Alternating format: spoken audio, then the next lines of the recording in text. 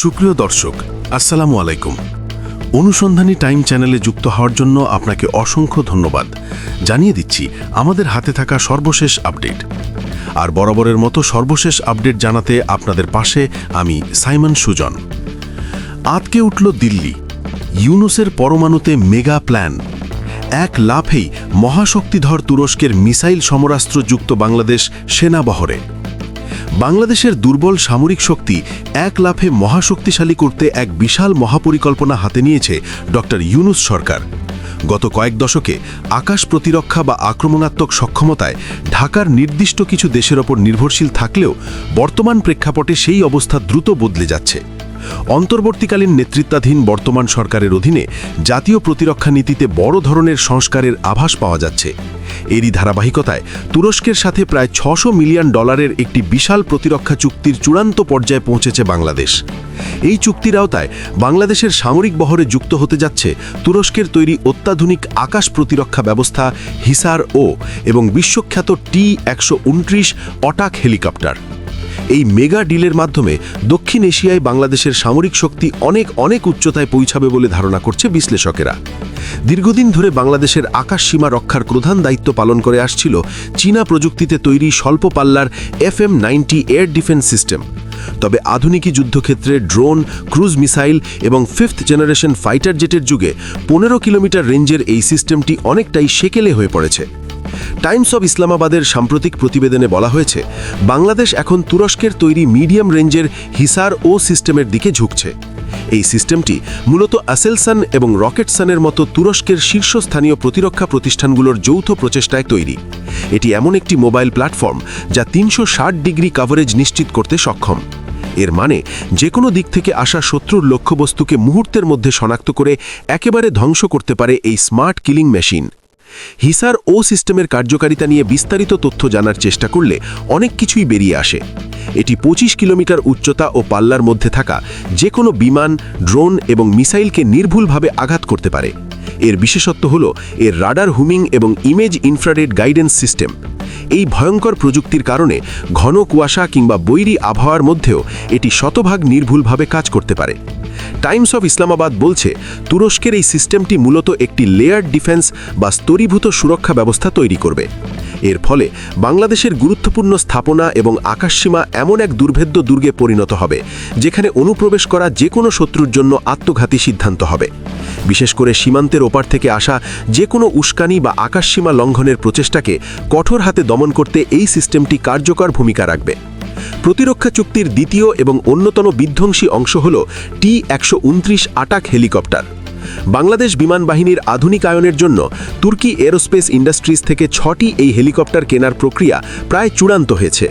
এটি একটি twin engine সম্পন্ন অত্যন্ত চটপটে যুদ্ধযান, যা দুর্গম পাহাড়ি এলাকা এবং সমতলে সমানভাবে পারদর্শী। এই হেলিকপ্টারে যুক্ত থাকবে তুরস্কের নিজস্ব প্রযুক্তির ওমতাস অ্যান্টি ট্যাঙ্ক মিসাইল এবং সিজি রকেট।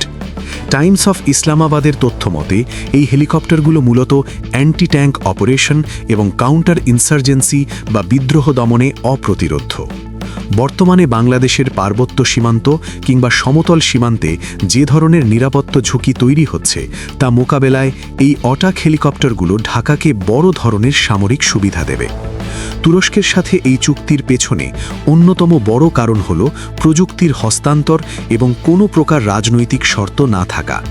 সাধারণত পশ্চিমা দেশগুলো থেকে অস্ত্র কিনলে অনেক ক্ষেত্রে নানা বিধিনিষেধ ও আইটিআর সংক্রান্ত জটিলতা থাকে, কিন্তু তুরস্কের এই সিস্টেমগুলো সম্পূর্ণ আইটিআর ফ্রি, যার মানে হল এগুলো ব্যবহারের ক্ষেত্রে আঙ্কারা কোনো বিশেষ শর্ত চাপিয়ে দেয় না।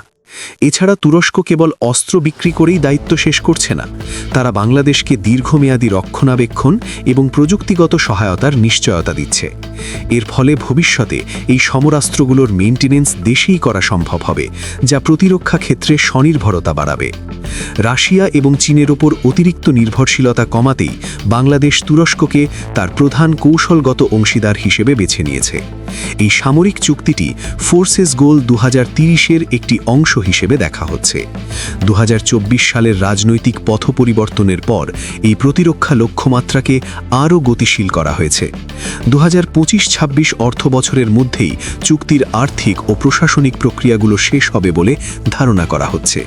শুধু তুরস্ক নয়, বাংলাদেশ একই সাথে ইতালির কাছ থেকে ইউরোফাইটার টাইফুন যুদ্ধবিমান কেনার জন্য লেটার অফ ইন্টেন্ট স্বাক্ষর করেছে। 2027 সাল নাগাদ যখন তুর্কি মিসাইল সিস্টেম, অটাক হেলিকপ্টার এবং পশ্চিমা যুদ্ধ বিমানগুলো বাংলাদেশের সামরিক বহরে পুরোপুরি যুক্ত হবে, তখন দক্ষিণ এশীয় অঞ্চলে বাংলাদেশ এক অপরাজেয় শক্তিতে পরিণত হবে। এই উন্নয়ন প্রতিবেশী রাষ্ট্রগুলোর চিন্তায় পাগল করে তুলেছে, কারণ বাংলাদেশ এখন আর শুধু আত্মরক্ষায় সীমাবদ্ধ নয়, বরং যে কোনো আঘাতের পাল্টা জবাব দিতে সক্ষম একটি বাহিনী হিসেবে নিজেকে গড়ে তুলছে। সীমান্তে উত্তেজনা এবং সার্বভৌমত্বের প্রতি হুমকির মুখে ঢাকা এখন অনেক বেশি কঠোর অবস্থানে যাওয়ার প্রস্তুতি নিচ্ছে। তুরস্কের এই $600 মিলিয়ন চুক্তিটি কেবলই কিছু সমরাস্ত্র কেনা নয়, এটি বাংলাদেশের প্রতিরক্ষা কৌশলের এক নতুন দিগন্ত, যেখানে আধুনিক প্রযুক্তি এবং নিজস্ব সক্ষমতাকে অগ্রাধিকার দেয়া হচ্ছে। টাইমস অফ ইসলামাবাদ স্পষ্টভাবে উল্লেখ করেছে, দক্ষিণ এশিয়ায় তুরস্কের ক্রমবর্ধমান প্রভাব এবং বাংলাদেশের সামরিক সক্ষমতা বৃদ্ধি এ অঞ্চলের শক্তির ভারসাম্য পরিবর্তন করে দেবে। বাংলাদেশ এখন তার ভৌগোলিক অবস্থানের গুরুত্ব বুঝে সমর শক্তিতে এমন পর্যায়ে পৌঁছাতে চায়, যেখানে বিদেশি শক্তির আধিপত্য ও খবরদারি করার কোনো সুযোগই থাকবে না। 2027 সালের মধ্যে সব চালানের সরবরাহ সম্পন্ন হলে বাংলাদেশের আকাশসীমা হবে সম্পূর্ণ নিশ্ছিদ্র এবং নিরাপদ। বর্তমান সরকার দেশের সার্বভৌমত্ব রক্ষায় কোনো প্রকার আপোস করতে রাজি নয়।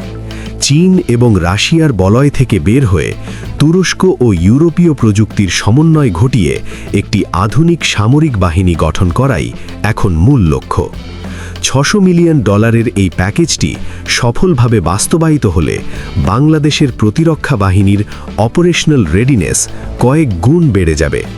যারা মনে করেছিল বাংলাদেশ দুর্বল আকাশ প্রতিরক্ষা নিয়ে টিকে থাকবে, তাদের জন্য এই তুর্কি চুক্তি একটি বড় জবাব।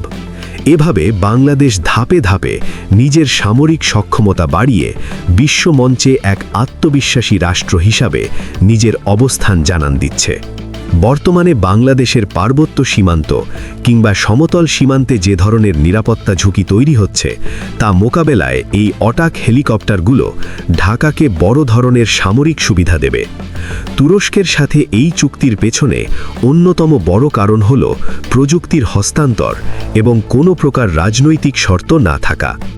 সাধারণত পশ্চিমা দেশগুলো থেকে অস্ত্র কিনলে অনেক ক্ষেত্রে নানা বিধিনিষেধ ও আইটিআর সংক্রান্ত জটিলতা থাকে, কিন্তু তুরস্কের এই সিস্টেমগুলো সম্পূর্ণ আইটিআর ফ্রি। 2027 সাল নাগাদ যখন তুর্কি মিসাইল সিস্টেম, অট্যাক হেলিকপ্টার এবং পশ্চিমা যুদ্ধ বিমানগুলো বাংলাদেশের সামরিক বহরে পুরোপুরি যুক্ত হবে, তখন দক্ষিণ এশীয় অঞ্চলে বাংলাদেশ এক অপরাজেয় শক্তিতে পরিণত হবে। টাইমস অফ ইসলামাবাদ বলছে, তুরস্কের এই সিস্টেমটি মূলত একটি লেয়ার্ড ডিফেন্স বা স্তরীভূত সুরক্ষা ব্যবস্থা তৈরি করবে।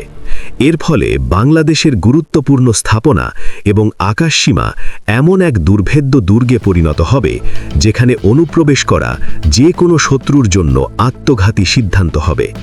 বিশেষ করে সীমান্তের ওপার থেকে আসা যে কোনো উস্কানি বা আকাশসীমা লঙ্ঘনের প্রচেষ্টাকে কঠোর হাতে দমন করতে এই সিস্টেমটি কার্যকর ভূমিকা রাখবে। প্রতিরক্ষা চুক্তির দ্বিতীয় এবং অন্যতম বিধ্বংসী অংশ হল T-129 অটাক হেলিকপ্টার। সুপ্রিয় বন্ধুগণ, আপনার মূল্যবান মতামত জানিয়ে দিন আমাদের কমেন্ট বক্সে। সেই সাথে আমাদের চ্যানেল সাবস্ক্রাইব করতে মোটেও ভুলবেন না, যাতে এমন সব গুরুত্বপূর্ণ বিশ্লেষণ আপনার কাছে পৌঁছাতে পারে। Thanks for watching my video. আল্লাহ হাফেজ।